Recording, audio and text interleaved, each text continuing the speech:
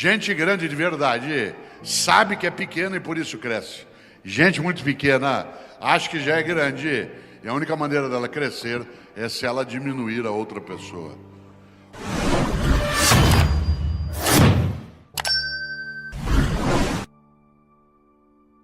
Paulo Freire, não sei se sabem, é o brasileiro com o maior número de títulos de doutorado honoris causa de toda a história do Brasil.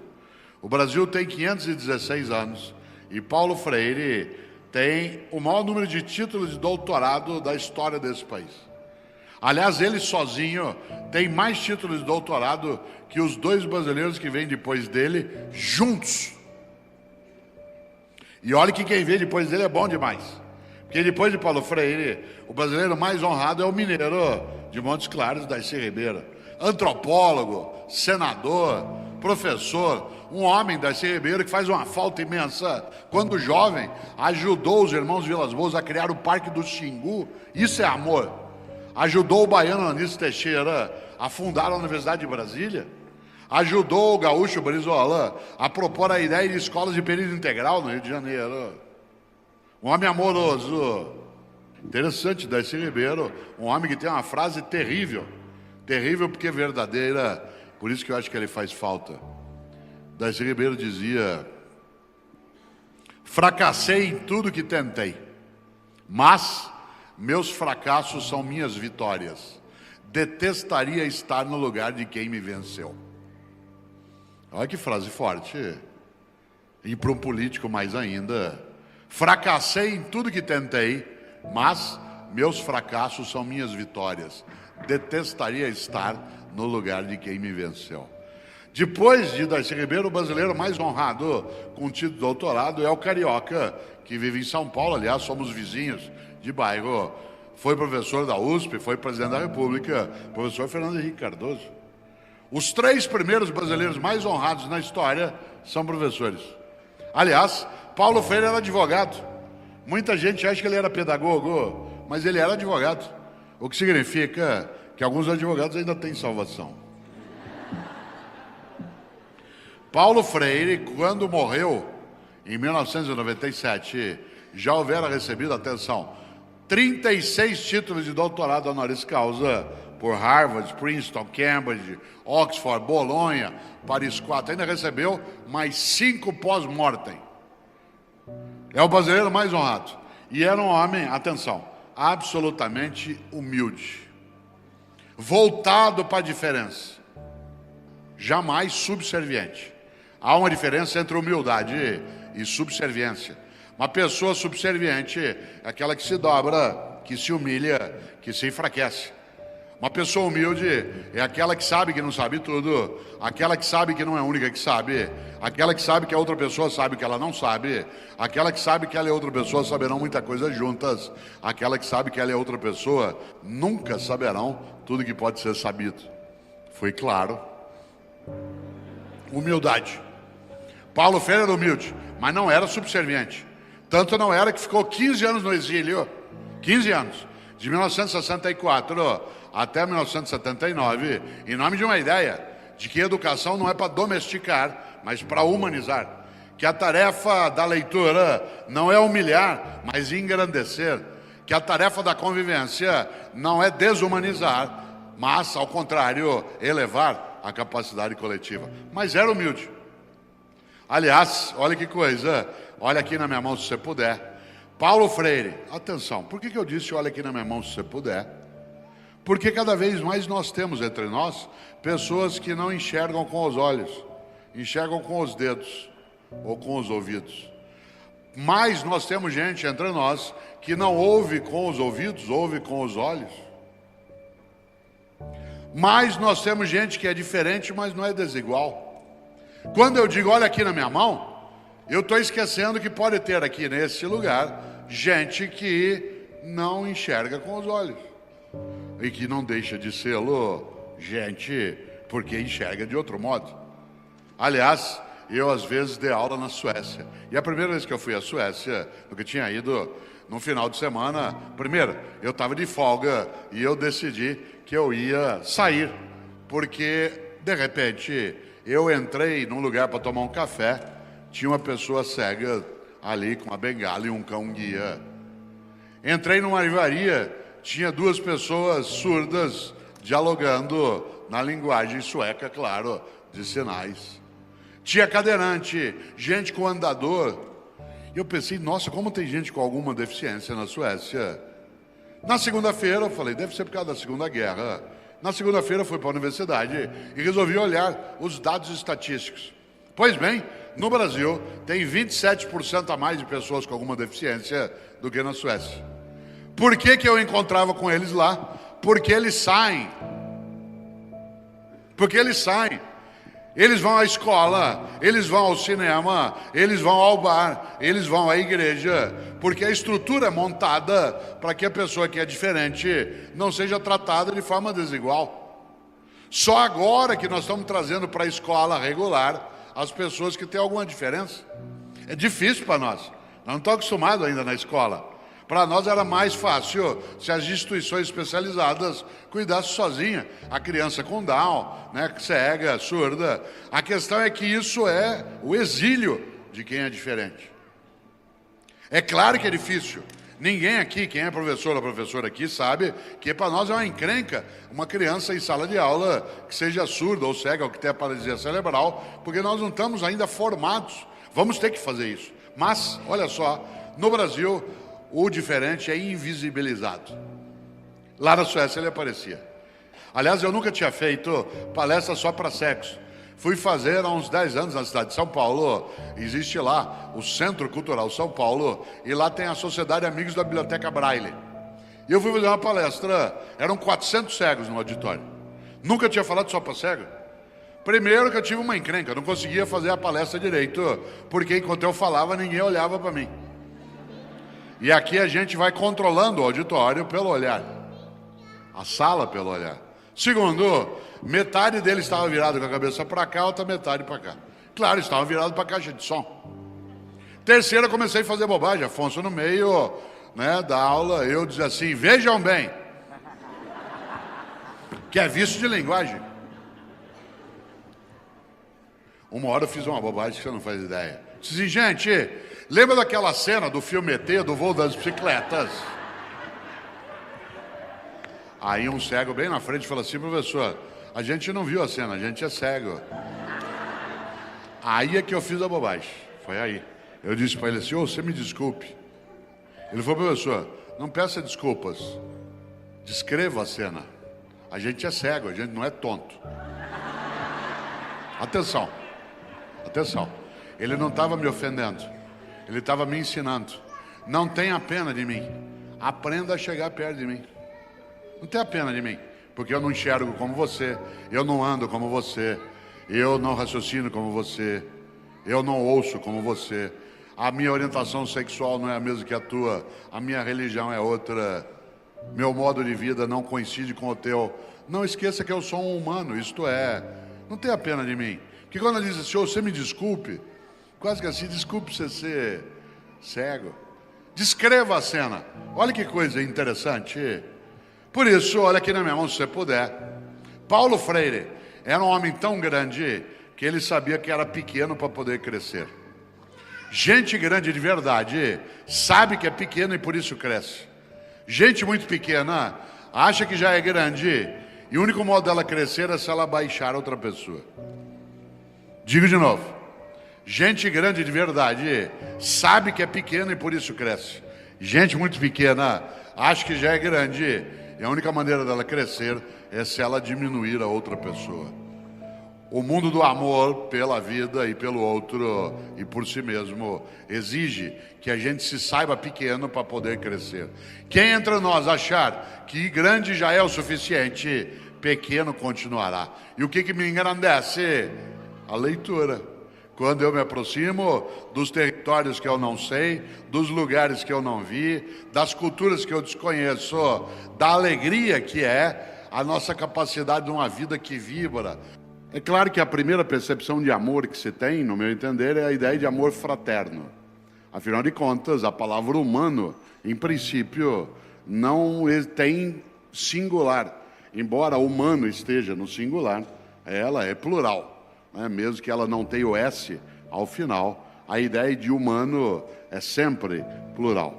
E um dia eu lia, logo foi lançado, no ano 2000, um livro do Milton Ratum, chamado Dois Irmãos, né, e eles trata de libaneses. Eu sou casado com uma libanesa, né, portanto me interessei, né, pela obra.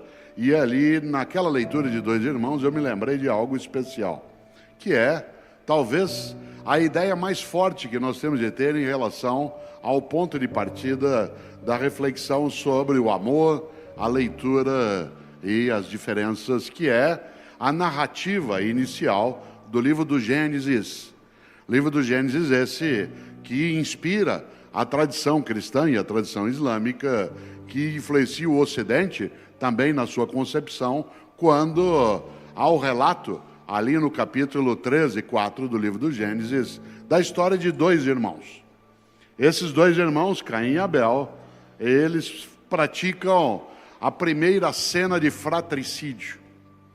De fratricídio, que é uma possibilidade humana, não é uma obrigatoriedade, mas é uma possibilidade, né? E claro que esses dois irmãos, eles foram retomados na sua concepção por um dos nossos maiores pensadores, que foi Machado de Assis.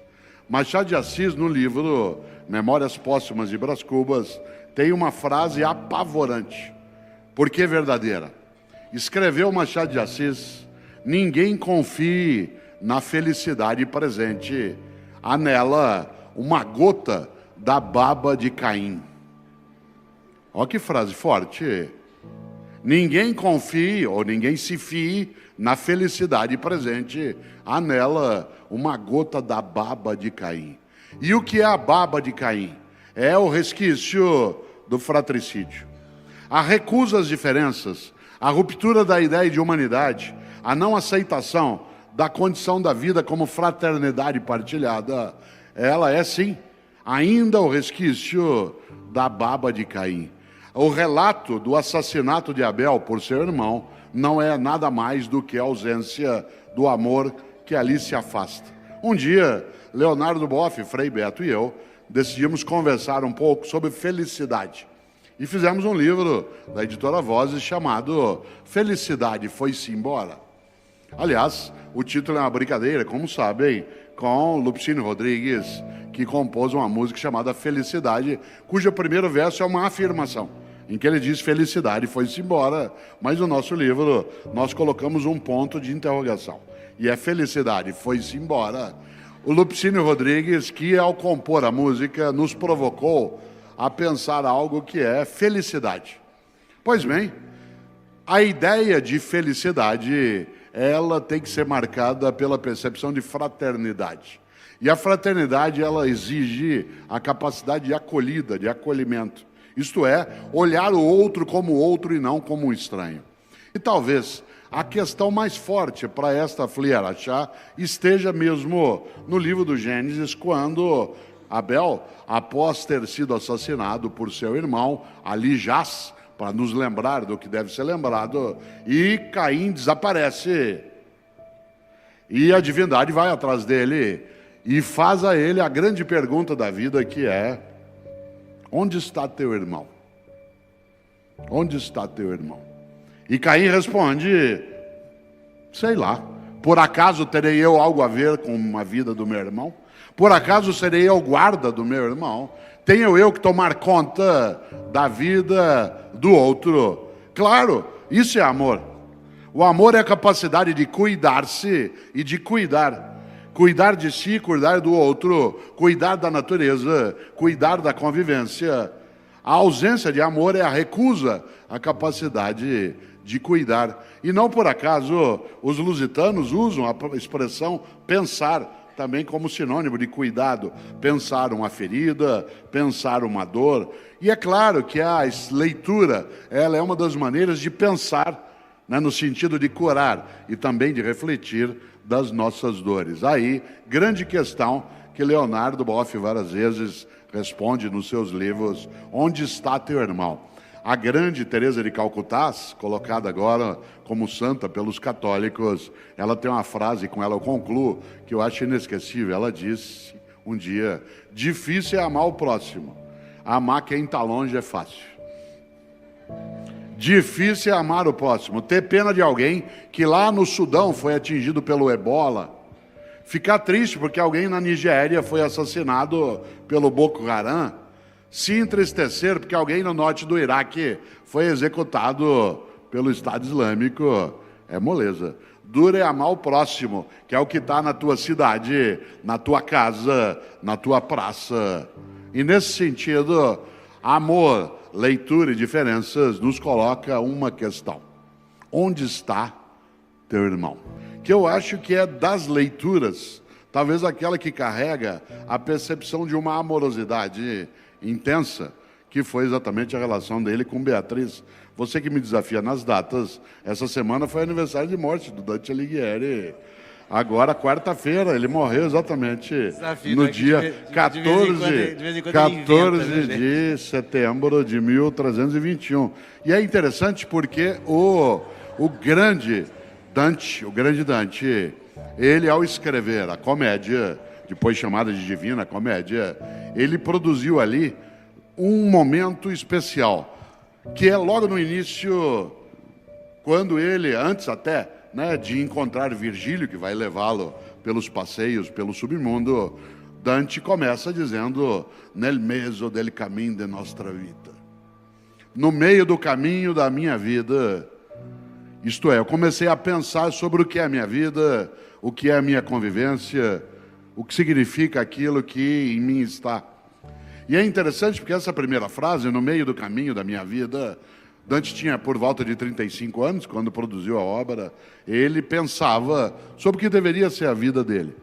Curiosamente, um dia, Olavo Bilac fez um poema chamado No Meio do Caminho da Minha Vida, que o grande, o estupendo Carlos Drummond de Andrade resolveu tripudiar, dizendo, no meio do caminho tinha uma pedra. É interessante porque esse ataque modernista à concepção de Bilac, em uma certa medida, ele traduz algo que eu acho que vale nós pensarmos. Porque quando Drummond diz, no meio do caminho tinha uma pedra, obviamente que ele está falando daquilo que é a presença de um obstáculo. E eu acho que nós temos um obstáculo muito forte, a amorosidade partilhada, que é o egoísmo na convivência. Interessante, como sabem, Dante escreveu no italiano daquele momento. Em italiano, eu sou filho de italiano, em italiano há uma expressão que eu aprecio que existe também no espanhol, mas que no português, no inglês, no alemão, no francês não tem lugar, que para mim é a maior representação do que é a acolhida da diferença. Porque em português, em francês, em inglês, em alemão, a gente diz assim, nós e eles. Nós e eles. We, nu. Só o italiano e o espanhol dizem noi altri, ou no caso em espanhol, nós outros.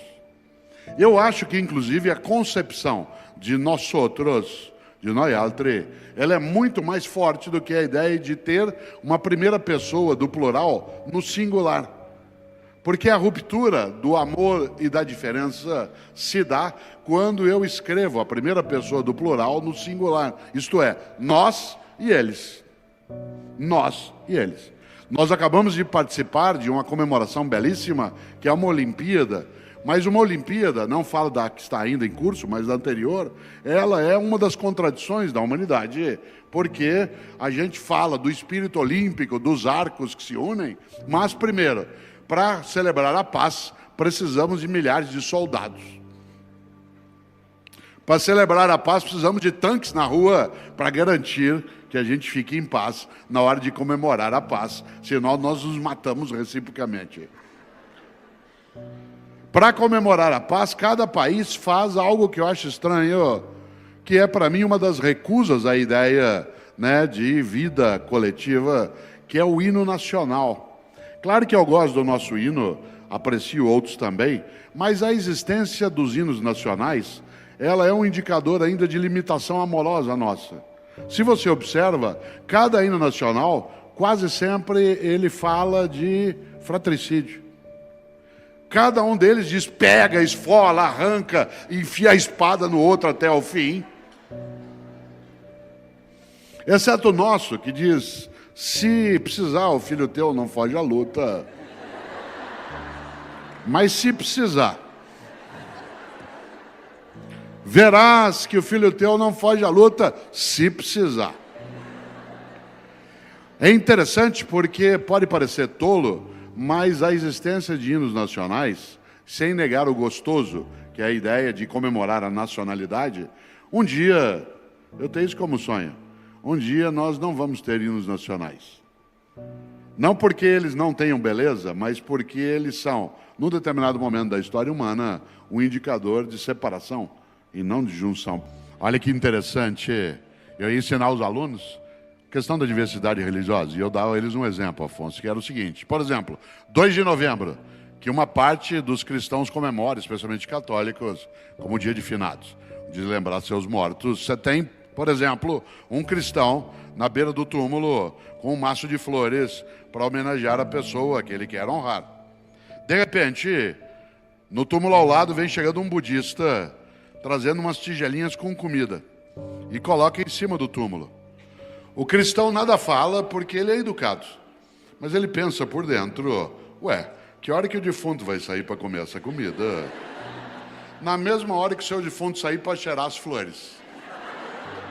Na hora que o teu defunto levantar do túmulo para cheirar as flores, o outro sai para comer a comida. Interessante olhar o outro como menos, em vez de olhá-lo como diferente. Olhar o outro como inferior e não como um outro. Por isso, volto eu, tem uma pedra no meio do caminho. O preconceito, a exclusão, a vitimação. Claro que, acima de tudo, a tolice mental de quem se acha exclusivo. Eu, Cortella, sou único no universo. Antes de eu ser, o universo não era como é. Quando eu deixar de ser, ele não será assim. Mas eu não sou exclusivo, eu só sou único. Como eu, não há ninguém. Não sou exclusivo em relação ao mundo e essa força cósmica que você lembra e que ontem nós tivemos, eu não estava, mas relataram umas reflexões também sobre o Manuel de Barros. E Manuel de Barros, um homem que faleceu já, mas que com quase 100 anos de idade sintetizou isso que você disse. Uma hora Manuel de Barros disse, quando alguém perguntava, mas o senhor com 97, 98 anos de idade, ele dizia, eu não estou indo em direção ao fim. Eu estou indo em direção às origens. Olha que força. Tenho raiva dele, por que não fui eu que escrevi isso? Há pessoas, né, Afonso, que são de uma arrogância brutal em relação àquilo que elas são, àquilo que elas possuem. Milor Fernandes, um dos nossos maiores pensadores, que infelizmente morreu em 2012, Milor dizia, o importante é ter sem que o ter te tenha. O importante é ter sem que o ter te tenha, isto é, não seja possuído por aquilo que você possui. Não seja propriedade da tua propriedade, não seja servo daquilo que você tem que ser senhor. E há pessoas que são marcadas por uma arrogância brutal, que não reconhece o diferente como sendo apenas diferente. Eu gosto sempre de lembrar, reconhecer as diferenças não significa elogiar as desigualdades. Homens e mulheres somos diferentes, não somos desiguais. Brasileiros e libaneses são diferentes, não são desiguais. Brancos e negros são diferentes, não são desiguais. Surdos e ouvintes são diferentes, não são desiguais. É interessante, é uma frase que eu não conheço a autoria. Se alguém souber até me diz, eu vou levantar porque ela tem que ser representada. Que é uma frase que eu adoro, acho maravilhosa. Que diz, um homem só deve olhar outro homem de cima para baixo quando for para ajudá-lo a se levantar. Olha que coisa forte. Um homem só deve olhar outro homem de cima para baixo quando for para ajudá-lo a ficar na mesma altura. E essa ideia de mesma altura, acho que a leitura, ela nos ajuda quando nós somos capazes de ter acesso a livros, poemas, textos que provocam em nós um incômodo.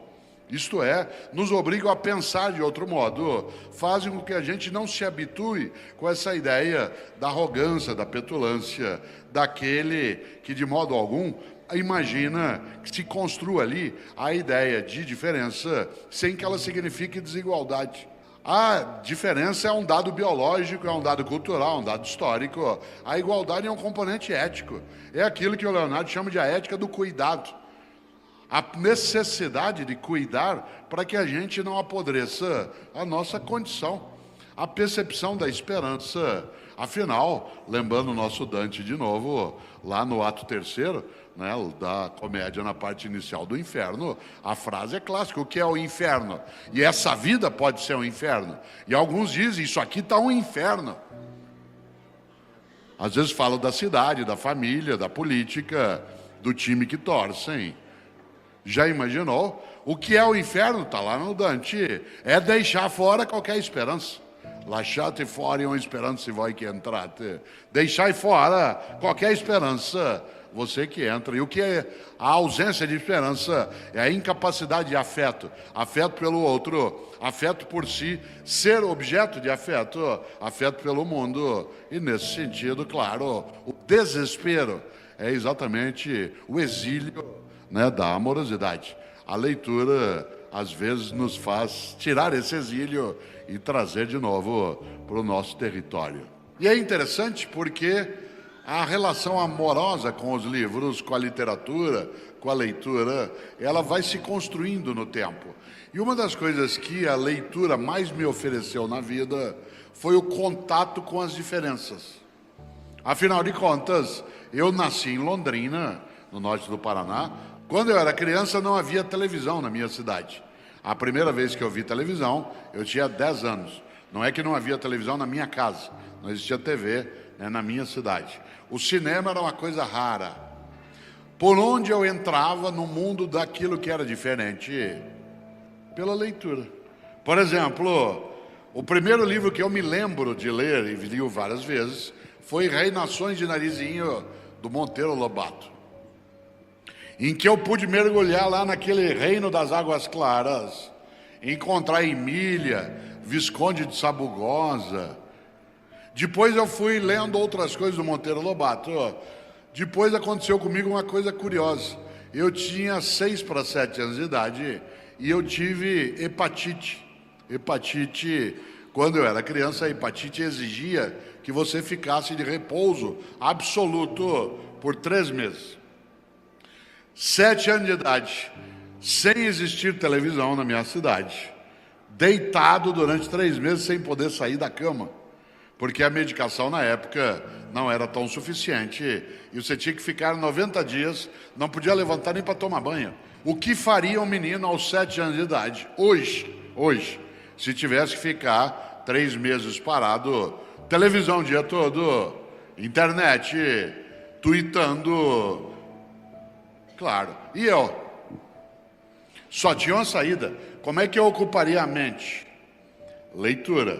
E aí os vizinhos trouxeram para mim, aos 7 anos, eu era recém-alfabetizado, trouxeram gibis, história em quadrinhos.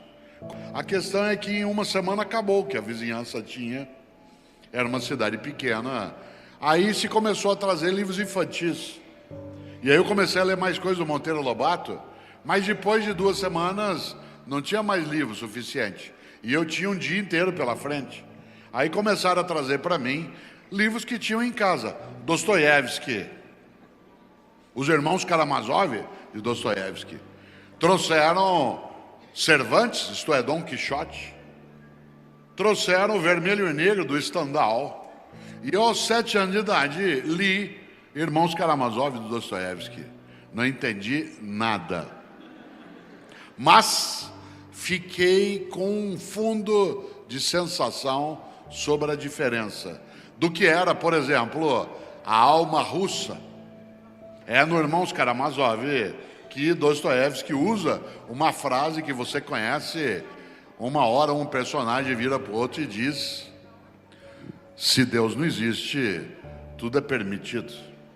Isto é, para que ser bom? Para que ser honesto? Para que não sair cunhando pelo mundo se Deus não existe? Isto é, se não existe recompensa para a bondade e condenação para a maldade, por que ser bom? A alma russa tem isso. Aí eu fui ler Dom Quixote. Claro que eu achei que era só uma história de aventura, em que um homem, Dom Quixote, no seu cavalo Rocinante, com um ajudante chamado Sancho Pança, que eu admiro até hoje, tanto que eu ganhei dele a pança. e sua namorada chamada Cunegundes. Maravilhoso encontrar alguém chamado Cunegundes. Você fica na fila de autógrafo, vê uns nomes muito interessantes.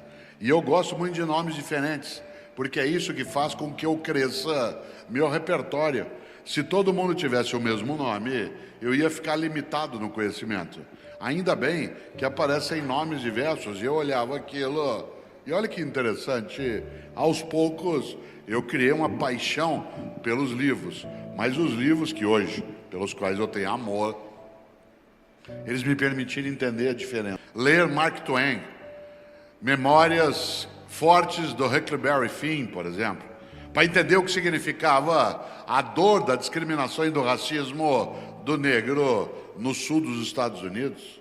Ou ler um livro chamado O Azteca, em que se fala dos mexicas, o povo que existia, onde hoje é o México, que foi dominado pelos espanhóis. Ou ler o romance de um estupendo mineiro de Montes Claros, o grande Darcy Ribeiro, um romance dele chamado Maíra, em que ele fala de uma comunidade indígena.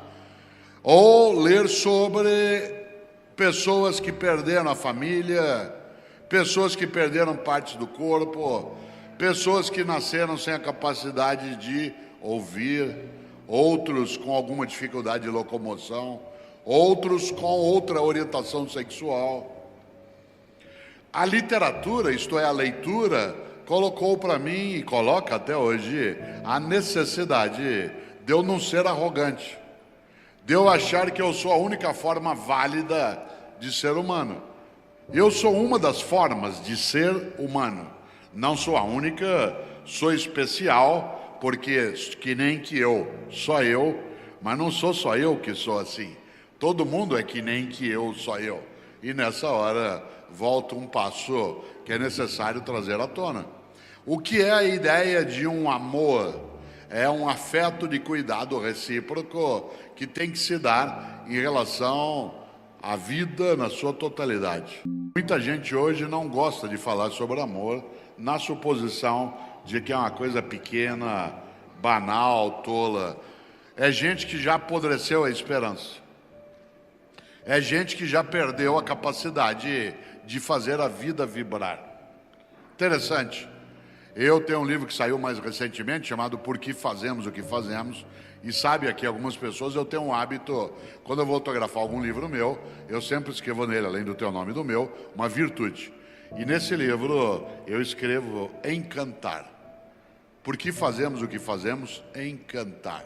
Porque encantar significa fazer a vida vibrar. Tive um colega na PUC São Paulo, da qual eu sou professor, na Universidade Católica de São Paulo, um colega magnífico que já faleceu, um homem das letras chamado Flávio de Jorge.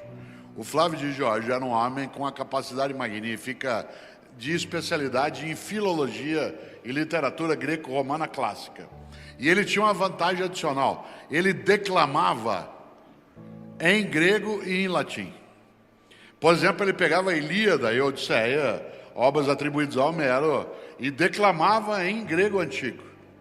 Uma coisa até curiosa, ele, o Flávio de Jorge, ele ensinou as filhas dele a declamarem a Ilíada em grego. As filhas dele, com 9, 10 anos de idade, declamavam a Ilíada em grego.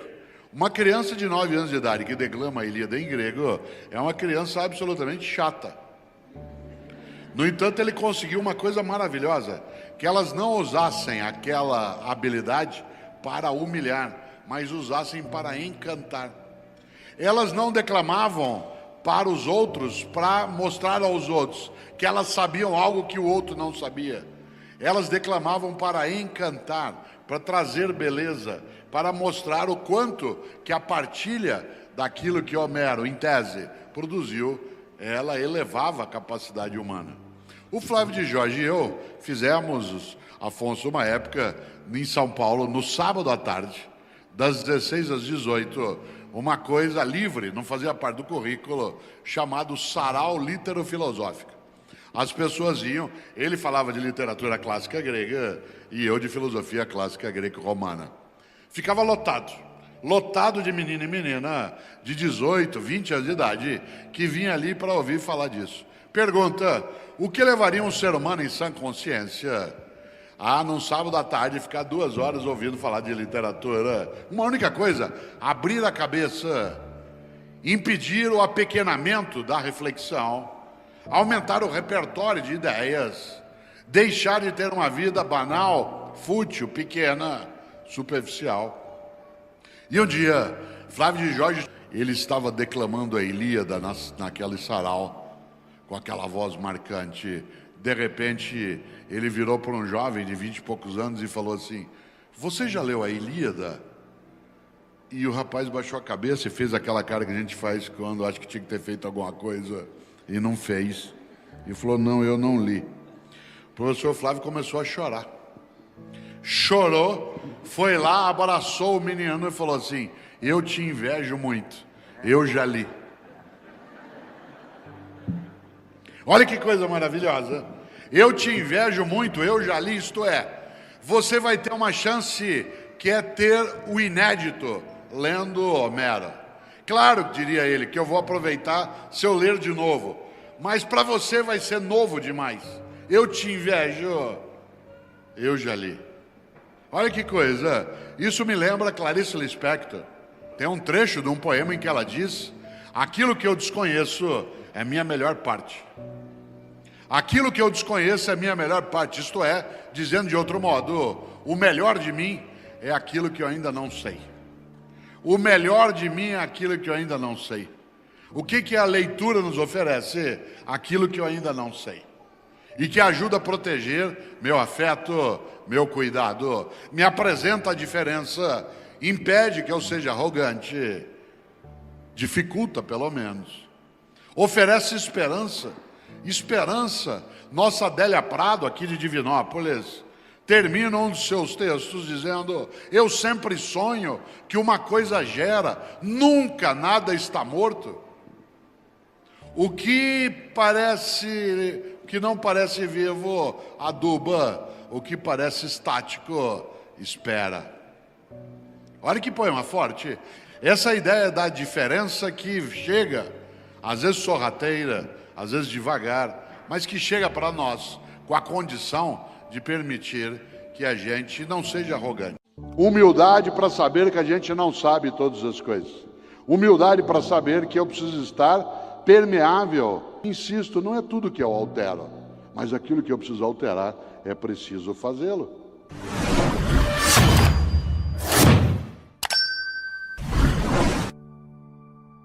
Num mundo de mudança, você e eu ficamos envelhecidos com facilidade. Por isso, quem aqui dirige sabe muito bem. Quando você está dirigindo, o teu carro tem para-brisa e retrovisor. Mas você já notou uma coisa: o retrovisor é menor do que o para-brisa. Porque passado é referência, não é direção. Passado é referência.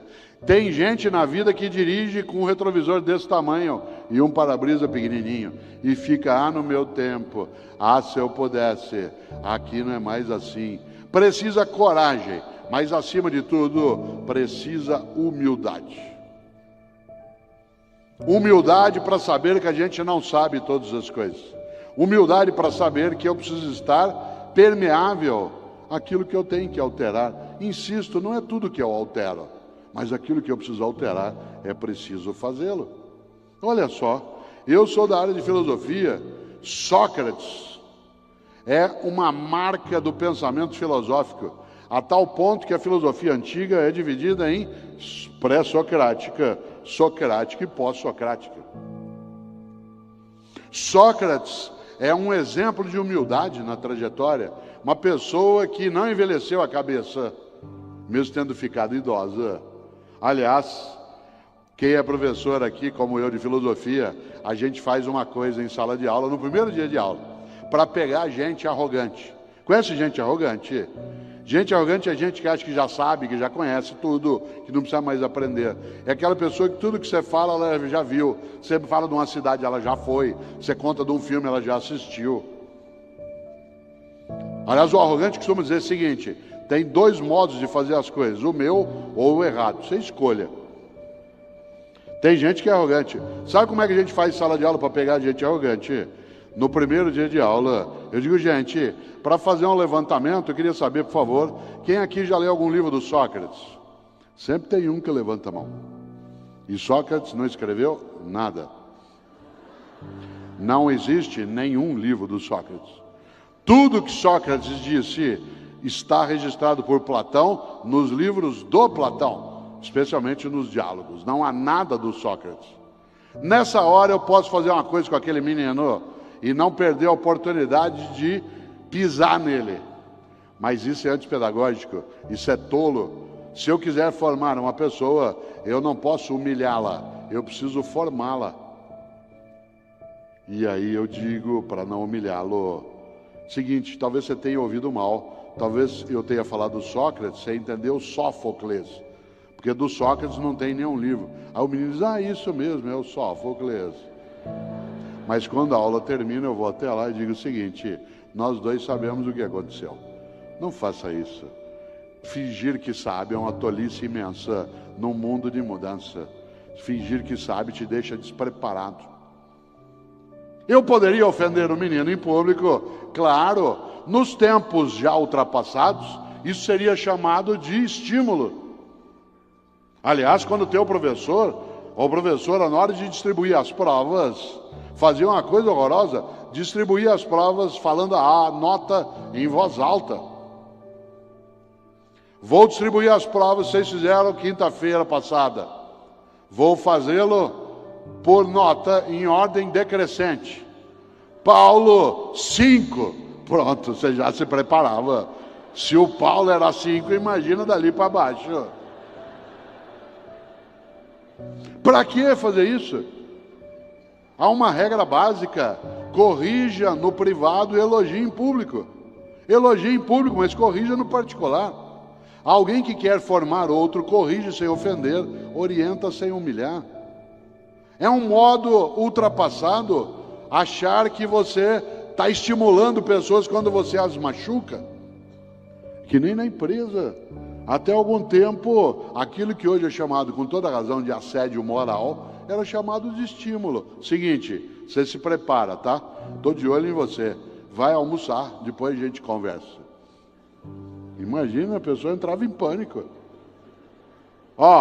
Eu estou prestando atenção nas tuas coisas. Vá para casa, fim de semana, aproveite. Segunda-feira eu converso com você.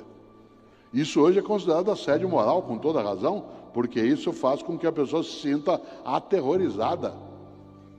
Há algum tempo, isso era usual. Agora não pode. E por quê? Porque fazer alguém sofrer, humilhado, aterrorizado, é algo desnecessário. Superar, inovar, transformar. Às vezes, ao terminar uma reflexão como essa, a pessoa chega para mim, e a pretexto até de me elogiar, ela acaba me ofendendo sem querer. Ela diz, Cortella, você tem o dom da palavra. Me dá uma raiva nessa hora. Porque dizer que eu tenho o dom da palavra significa o quê? Que eu não tenho mérito nenhum, que eu não fiz esforço algum, que Deus me chamou e falou, vem aqui menino, você vai falar em público. Claro que não. Faz 62 anos que eu estou na escola, como aluno e professor. Para eu escrever 42 livros, eu já li mais de 10 mil livros na minha vida. Cada dia eu estou numa cidade ouvindo, aprendendo, conversando, refletindo, errando, voltando. E o resultado, você vê um pedaço aqui. A pessoa que só vê o resultado, às vezes diz no Cortella, você tem o dom. Como dom? Claro que eu fui abençoado de várias maneiras, mas uma boa parte disso resulta de uma dedicação, de um esforço, que não é só meu, mas também não deixei de fazê-lo. Isso vale para mim, vale para você. Cautela. Hoje, uma parte das pessoas esquece dessa reflexão. Outro dia, o Marcelo Tass, com quem eu tenho um livro chamado Basta de Cidadania Obscena, ele retomou numa palestra uma fala minha, que algumas pessoas aqui talvez já tenham visto eu mencionar esta ideia, a noção de esforço. E eu conto isso sempre que eu posso. Meus filhos cresceram, os 3, com uma ideia que pode até parecer meio perversa, mas ela tem uma natureza pedagógica. Desde que eles eram pequenininhos, eu dizia para eles o seguinte: no dia que você fizer 12 anos de idade, eu vou contar para você qual é o segredo da vida. No dia que você fizer 12 anos, eu vou contar o segredo da vida. E todos eles aprenderam. Tanto que todos têm sucesso, são decentes, Todos têm capacidade de se dedicar e esforçar. E eu dizia, vocês vão ter aos 12 anos isso. E quando eu contar para você, não conte para os teus irmãos. Espere chegar a tua hora e a deles. O André, que é o meu filho que tem mais idade, que tem 42 anos, ele faz aniversário em dezembro. No dia do aniversário dele, às 4 horas da manhã, ele foi lá me acordar. Falou, pai, oi filho, hoje é meu aniversário. Falei, que bom filho, parabéns, que ótimo. Falei, então pai, hoje eu estou fazendo 12 anos. Falei, que bom, fico feliz. Então pai, hoje é o dia que você vai me contar o segredo da vida. Foi verdade filho, e eu contei. E como contei para os outros. E eles aprenderam. Quem é caipira aqui vai entender bem isso de uma maneira mais intensa. Eu falei, vem aqui com o papai na sala. Ele veio. Falei, senta aqui comigo. Ele sentou. Eu falei, sabe qual que é o segredo da vida? Ele falou, não. Eu falei, o segredo da vida é vaca não dá leite. Ele falou, hã? Eu falei, vaca não dá leite. Você tem que tirar. Esse é o segredo da vida. Vaca não dá leite, você tem que tirar. Se você não tirar, não tem leite. Cuidado, tem um monte de gente que acha que vaca dá leite. E ela não dá. Para ter leite, você tem que levantar 3:30 da manhã, entrar num curral, amarrar a vaca, amarrar as pernas da vaca, entrar no meio daquela bosta toda, sentar num banquinho, amarrar o rabo da vaca, senão ela te embosteia inteiro, segurar na teta dela e senão não tem leite. Aliás, só por curiosidade, quantas tetas tem uma vaca? 4, vaca não é luva. Vaca não dá leite. Se nós criarmos a nós e as novas gerações com a ideia de que vaca dá leite, eles poderão ser medíocres, porque aguardarão que as coisas venham. O estudo, a profissão, a competência exige dedicação, esforço, habilidade. Claro, hoje fica até mais fácil. Às vezes você tem, eu escrevi isso num livro chamado Educação, Escola e Docência. Às vezes você tem teu filho de 14 anos e chega para você e fala, pai, eu não vou fazer faculdade. Pai, ué, por que não vai? Bill Gates não terminou faculdade. Steve Jobs não terminou faculdade. Mark Zuckerberg não terminou faculdade. Por que eu vou terminar a faculdade? Porque eu não vou nem fazer. Nessa hora você tem que chamar teu filho num canto e dizer, filho, vem aqui com o papai. De fato, Mark Zuckerberg não terminou a faculdade e inventou, junto com um brasileiro, uma coisa estupenda que é o Facebook. Ele não terminou, ele largou. Mas sabe o que ele largou? A faculdade ele largou? Aí você tem que falar bem alto no ouvido dele. Harvard! Ele largou Harvard, que é a melhor universidade do mundo. 1 ano em Harvard equivale a 30 numa unisquina qualquer. Então papai concorda com você. Você quer fazer como Bill Gates, como Zuckerberg, faço com você um trato sem volta, tá bom? Concordo com você, parabéns. Primeiro você entra em Harvard, depois você larga. Porque você vai fazer como eles, faça como eles. Essa perspectiva é exatamente para impedir que as novas gerações e nós, que temos mais idade, caiamos exatamente nessa armadilha que é, tudo bem, dá para o gasto. Cautela. A mediocridade na vida, no afeto, na relação, ela é muito redutora. Muita coisa inútil você não sabe. Interessante, porque é gostoso quando a gente sabe aquilo que a gente ainda não sabe, a gente começa a saber aquilo que precisa. E às vezes a gente não precisa saber todas as coisas, porque nem tudo está conectado àquilo que é o nosso projeto de vida, desde que você tenha um projeto de vida. Porque se não tiver, a gente desaba dentro daquilo que escreveu um dia um estupendo, um maravilhoso, professor de matemática do século XIX, um britânico que muita gente aqui conhece, chamado Charles Dodson. Charles Dodson aqui, todo mundo deve conhecê-lo pelo nome de Lewis Carroll, que é o pseudônimo que ele adotou para escrever livros de filosofia sob a capa de serem infantis. Alice no País das Maravilhas é um livro de filosofia de ponta a ponta. Aliás, ele inspirou o primeiro Matrix, que é o único que faz sentido. Se vocês se lembram do Matrix, ele se inicia como se inicia Alice. Alice está brincando no jardim, vê um coelho branco, corre atrás dele e cai num buraco. E cai num mundo onde nada parece fazer sentido, isto é, o nosso. Ela está ali perdida. O coelho, estou atrasado, estou atrasado. A rainha, que manda cortar a cabeça toda hora, corta-lhe a cabeça. E uma hora a Alice está ao lado da rainha numa execução. E ela diz, mas por que ela está sendo, por que essa pessoa está sendo executada? Ela disse, não sei. Falei, como? É que hoje é a execução, amanhã vai ser o julgamento, depois da manhã é o crime. Ela disse, isso não faz sentido. Ela disse, aqui faz. Olha só.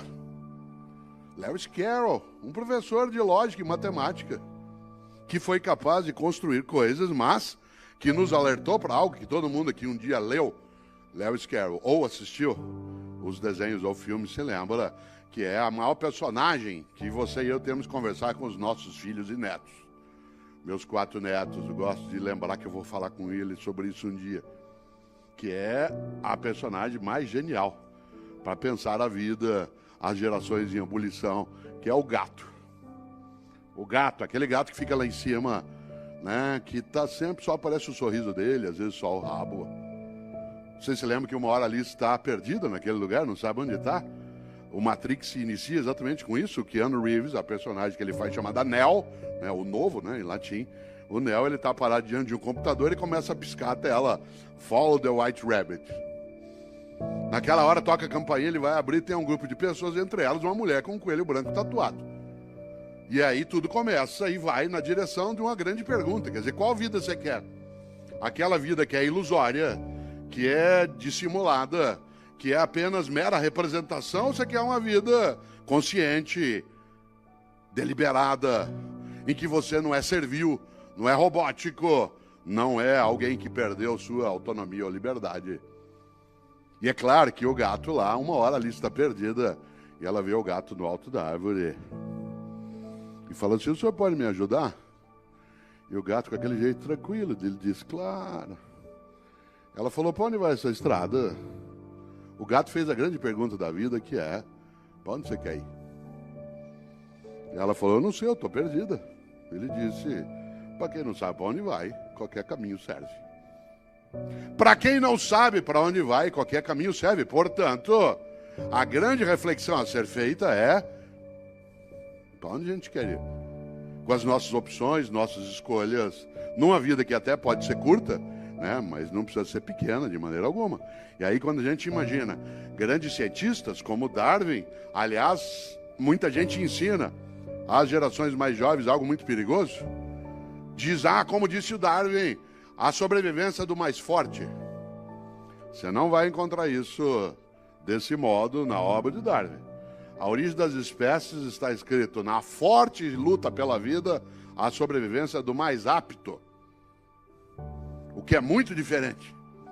Na forte luta pela vida, a sobrevivência do mais apto, isto é, daquele ou daquela que tiver flexibilidade no campo do conhecimento, da formação, na parte de graduação, um currículo que seja mais flexível, que não seja fechado numa única direção.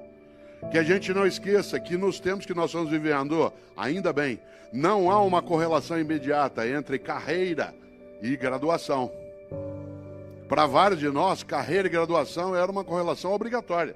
Se você faz economia, você vai ser economista. Se você faz engenharia, vai ser engenheiro.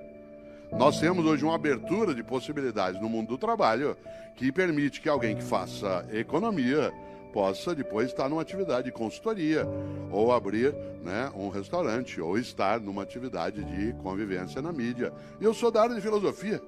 Vocês imaginem o número de atividades que eu tenho. Além de professor e escritor, eu também sou comentarista de rádio, de televisão, faço consultoria, né, eventualmente sou capaz, né, até de opinar sobre coisas que eu não entendo, né?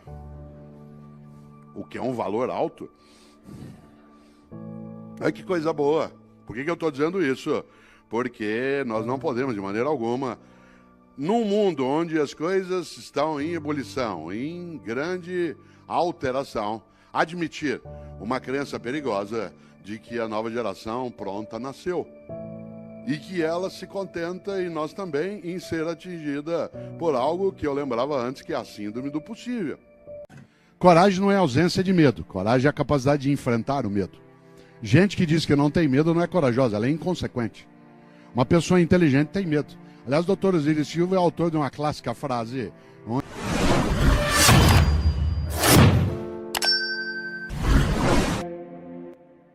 Ele disse: professor, estávamos no mesmo voo. Eu sempre digo que não se fala depois do doutor Osíris. Ele fala, termina, e aí que nós começamos uma nova etapa. Porque ele é alguém especial, como foi lembrado aqui, pela capacidade, e nos orgulha imensamente a possibilidade de estar, depois dele, aproveitando algumas das ideias que aqui teremos. Nosso mestre de cerimônias lembrou a todas e a todos, eu sou da área de filosofia, eu sou o que se chama de filósofo, de maneira geral. As pessoas acham que filósofo é alguém que não trabalha. Tanto que você nunca ouviu falar de greve de filósofo, ou de sindicato de filósofo. É uma área que, se a gente parar de trabalhar, você nem percebe que a gente tinha começado. Além de filósofo, eu tenho uma outra atividade que não é considerada trabalho, eu sou professor. Quem dá aula aqui já ouviu várias vezes a pergunta: professor, o senhor não trabalha, só dá aula? Então eu não trabalho, eu sou professor e filósofo. Eu sou professor titular da PUC de São Paulo, da Universidade Católica de São Paulo, na qual dou aula há 35 anos. Também estou, como foi lembrado, professor da Fundação Dom Cabral, convidado na GV, então eu não trabalho em vários lugares. Nos intervalos, eu faço algumas coisas de televisão, de rádio e escrevo livros. Aliás, amanhã à noite estarei na Bienal em Brasília. Quem está nas auditorias não estará, porque está em outras cidades, mas quem aqui estiver, das 8 às 9 da noite, eu estarei também na Bienal, numa sessão de autógrafos para alguns livros que eu vi que tem aqui na entrada. Aliás, algumas pessoas trouxeram para autografar e eu, ao final, com alegria, uma pessoa me parou assim que eu entrei e disse: professor, o senhor desculpe, podia me dar um autógrafo? Não peça desculpas ao pedir um autógrafo, porque o autógrafo deixa o autor honrado. Sou eu que fico honrado. Você está com um livro meu, pede para que eu algo nele escreva, eu sempre fico honrado de fazê-lo. E eu farei com alegria. Essa palestra está num livro meu chamado Qual é a Tua Obra? Por quê? Diz que eu sou filósofo? E fui também. Não, jamais. Jamais. E eu, como ministro, eu tinha assessores, eu não precisava trabalhar. Quem trabalhava eram os assessores. Aliás, é uma cidade tranquila, era 1 milhão de alunos, 700 escolas, 60 mil funcionários. O máximo que eu tinha que fazer era uma boa gestão estratégica e um bom trabalho de liderança. Aí os outros trabalhavam. E aí funcionava. Essa é a finalidade. Eu quero lembrar uma das coisas que eu gosto de escrever no livro que está essa palestra. Essa palestra se chama Gestão, Liderança e Ética. Ela aparece num livro chamado Qual é a Tua Obra? Que aqui está. E quando alguém pede que eu nele algo escreva, eu escrevo algo que tem a ver com uma estrutura decisiva para a liderança, que é uma virtude especial, obrigado, que é coragem. Coragem. Foi autor de uma clássica frase, onde ele lembra: há 2 tipos de passageiros, os que têm medo de avião e os mentirosos.